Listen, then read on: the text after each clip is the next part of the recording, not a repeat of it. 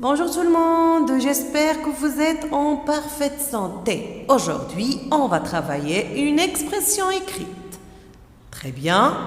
Et c'est quoi le sujet ou bien le titre? C'est mettre en ordre un paragraphe. Bien sûr, la première étape ou bien la première initiation à la rédaction, à la production écrite, c'est d'écrire des phrases simples.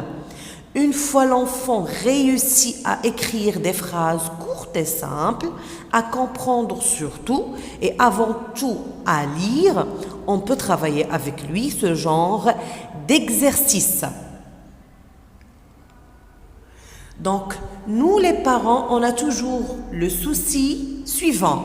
Mon enfant n'arrive pas à communiquer, mon enfant n'arrive pas à rédiger, même si il maîtrise plus ou moins, ça va, on peut dire un petit peu ou bien assez bien, les matières linguistiques, grammaire, conjugaison, ainsi de suite.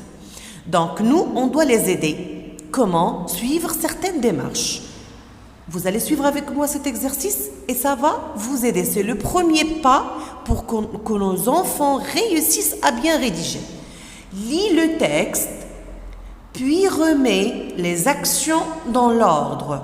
Comme vous voyez, la consigne est séparée en deux parties. La première, il faut lire. Et lorsque je dis lire, ce n'est pas dire.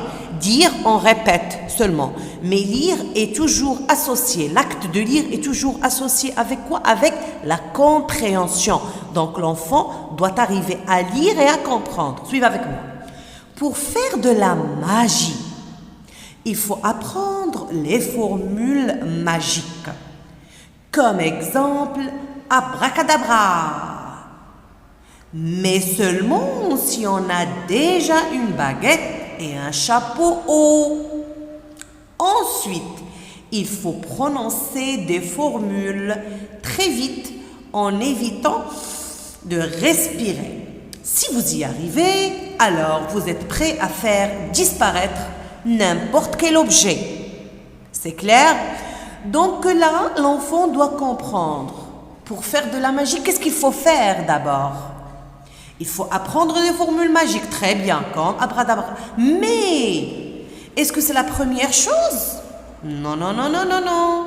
Pourquoi? Mais on a dit, mais seulement si on a déjà, le mot déjà, il va m'aider à comprendre que l'enfant doit, ou bien pour devenir magicien, ou bien pour faire de la magie, on doit d'abord avoir une baguette et un chapeau haut. Puis, apprendre des formules magiques. Ensuite, c'est la troisième étape. C'est clair?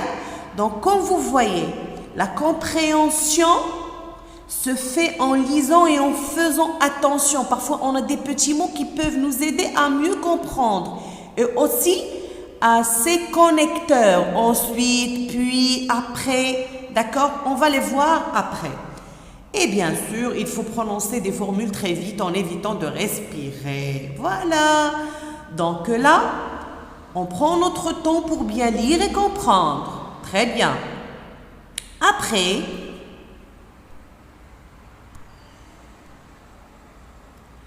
voilà la consigne. Remets les actions dans l'ordre. Regardez là, il y a 3 carreaux. Ça veut dire 3 étapes ou bien 3 parties de l'histoire. Vous allez les mettre en ordre tout simplement.